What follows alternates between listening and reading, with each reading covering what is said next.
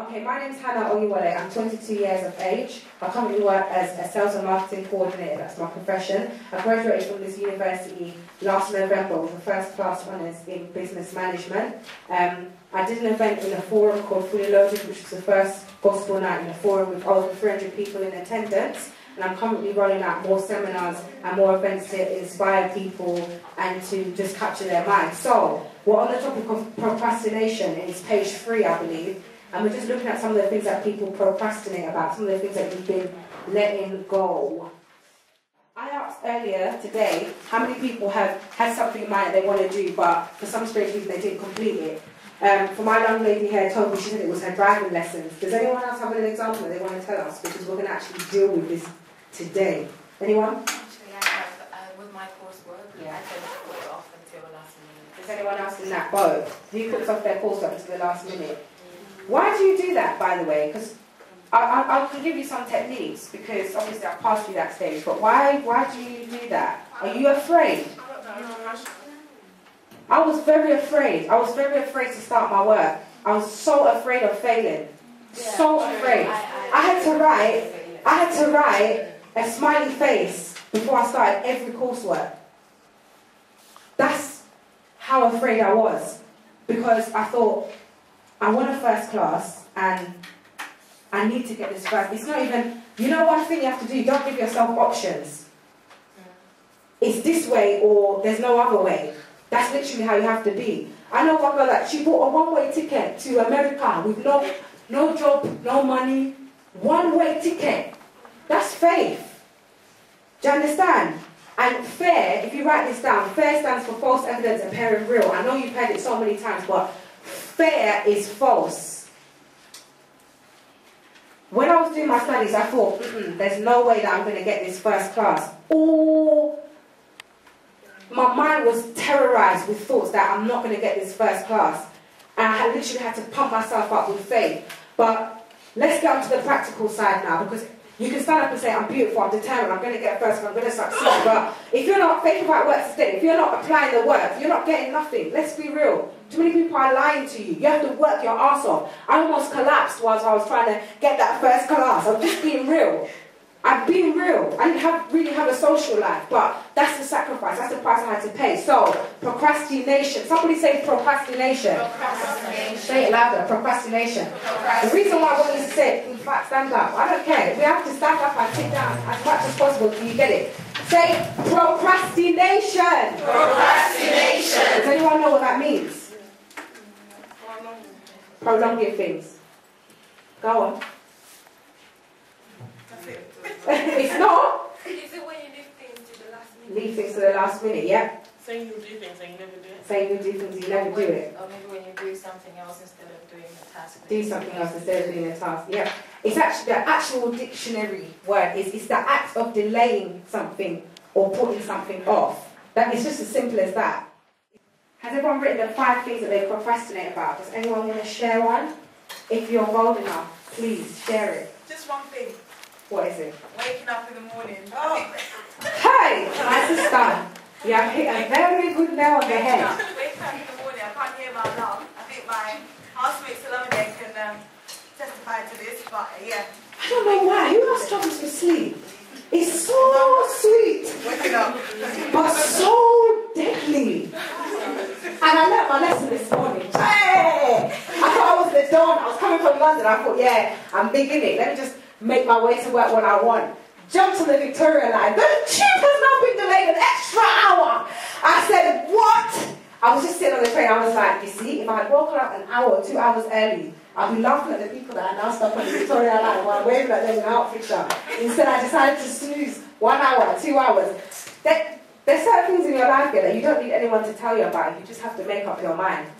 As soon as your eye opens, get up. In fact, run to the bathroom and dash cold water in your eye. Do you know what I had to do just not to sleep during while I was revising in my room? I lifted up my bed and pulled it to the wall. Stacked suitcases against it. What? No, I wanted a first class. I said, if sleep will kill this grade, I have bed, face the wall.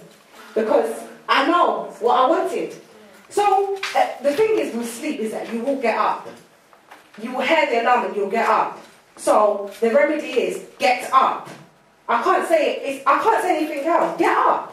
Because sometimes I set my alarm for 5 a.m. and I'll get up at 5 a.m. and I'll be like, one more extra hour, one more becomes 3. And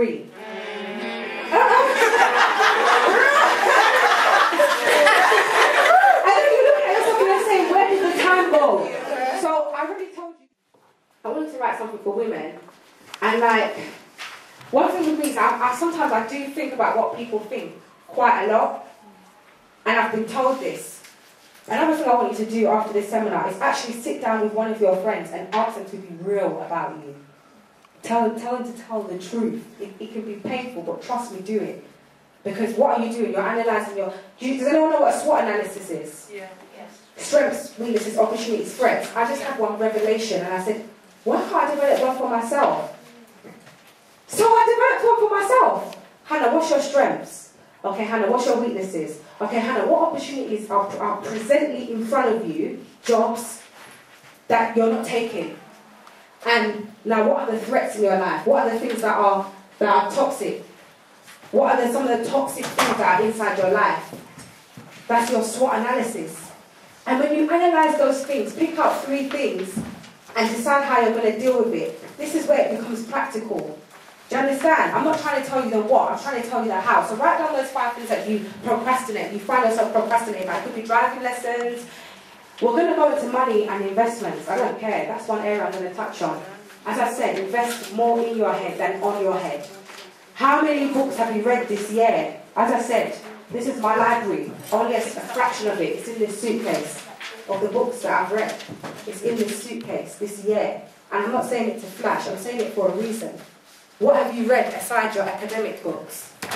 How have you developed yourself? It's very important. Very, very, very important.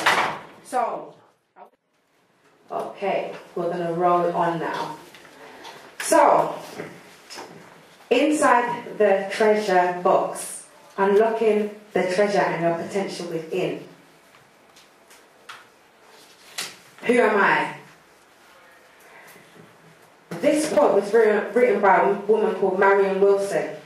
And the quote says, our greatest fear is not that we are inadequate, but that we're powerful beyond measure. Does any of you know where this quote came from? Does anyone watch Coach Carter? Yeah, no. Do you remember that boy quoted it? Yeah. It's Nelson Mandela who actually... It's originally... Hey! I didn't even know that. It's only when I started studying it and I started researching I was like, gee, Nelson Mandela, he wrote that scripture. He wrote those words and he said, our greatest fear is not that we are inadequate, but that we're powerful beyond measure. And that's some of our problems. We don't realise how powerful we are. We're women. It means that we have the potential to break or make generations. Sadly enough, people do commit abortion. Yes, we know that. And that's what it means by break a generation. If you find yourself, if you could shut that door, if you find yourself, you know, in a place where you want to give up on life, and sometimes I've gone through that. Can anyone sort of relate? I've gone through, like, before I did get saved, before I became a Christian, I realised that I thought, what's the point of life? What's the point of living? There's no purpose, there's no hope, but we have the potential to break or make generations. We're unique. God had to make the man sleep while we were being formed. It means the men's eyes have to be shut. So, oh God, you don't understand. That's how unique you are. But what is happening? This is what's happening. This is who we want to become. I lie. Rihanna did red hair. Suddenly the whole flock of Judah went and dyed their hair red. I saw one guy said, is it by force? Is it by force? Is it? Is it by force to have red hair? I don't understand. I'm not condemning red hair or wigs or anything. These women are exceptional. Rihanna, Beyonce, maybe not the other one, the last one. But for me, personally, there's too many people walking around like clones of Rihanna and Beyonce and Lady Gaga, and it has to stop. And that's why I've got that title there. I've got that title, Who Are You? Who are you really? Underneath all the makeup and all the weaves, who are we? When we go home, who are we? Sometimes I'm tired of just going to church, and then when I go back into my little corner, it's just like, do you know what I mean? You're just like, you don't feel life, you don't feel energy, and the more you want to become like these people, the more you're taking away what God has really deposited in you. Now, I've got a quick quiz, and I have presents, I have prizes. I went to Next. I took my time to buy these things. Even though the enemy's trying to sabotage and do everything, me, I don't care. I said, God, this is you. Who are they? If anybody can mention it, honey, write their name down. No! That's the woman. Quick, what woman? Which one? The white one is the woman that made Wonder Bra. Ah, hey! The white one is the woman that made the Wonder Bra. It's the woman, but the woman has a name. I forgot her name. I went to a seminar, but I forgot her name though. The thing is, she made her thing. She was really poor. She had a few kids, but she made it in the end. Okay. Her thing sold 1 million, but she's doing Business. Yeah. Who's in the middle? Hey, I know you came late. If you could just give her a pack. I don't know. Did you see the sign on the door? Yeah.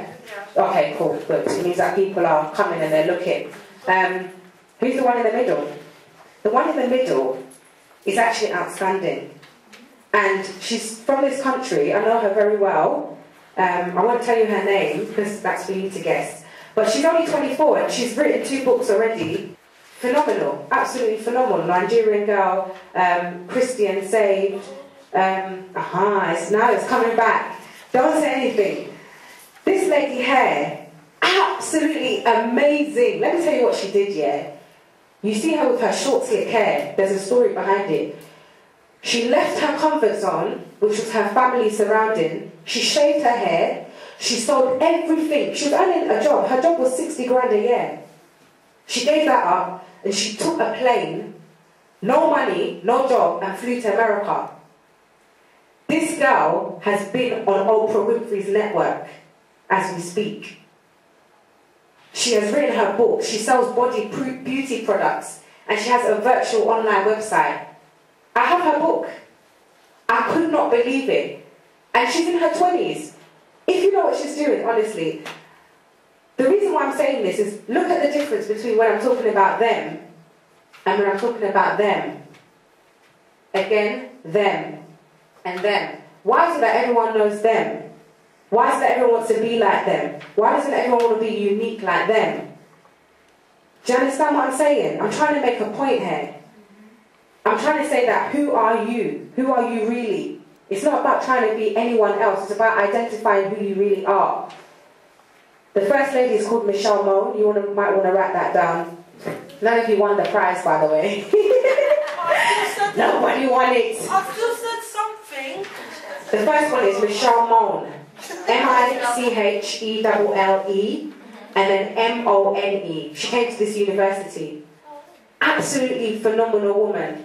She was very, very poor background. She developed a push-up bra and she's now sells in everywhere. It's called Ultimo. That's the name of her bra collection. You might want to hook yourself up. The lady in the middle, if any of you go on her Facebook site and you add her as a friend and you don't, say my name, it's from this seminar that we know Sotonya Diri, then I'll crucify you. Her name's Sotonya Diri. Sotonya Diri. S-O-T-O-N-Y-E-D-I-R-I. Sotonya Diri. Absolutely phenomenal person. I remember when I was unsaved, she was actually trying to bring me to Christ, You know when those evangelists, those little scared Christian girls are like, shh, you go talk to her, you go talk to her. They're like trying to move to you. I was like, what's she doing? I was like, just leave me with my worldly ways. Anyway, Chanel Cooper Sykes. Chanel Cooper Sykes. She's everyone's mentor. I'm so shocked that not everyone knows her. There are some things that, yes, she says it, and there are some things that, do I want to take it, don't I want to take it? I don't know, but from what, it's about faith. Chanel, S-H-A-N-E-L. Oh, Sotonya, S-O-T-O-N-Y-E, then Diri, D-I-R-I, then Chanel Cooper Sykes. I'm just saying their names basically just for you to get to know who they are. If you don't mind for now putting your phone on silent, getting up from your seats. I know why I'm doing this, by the way.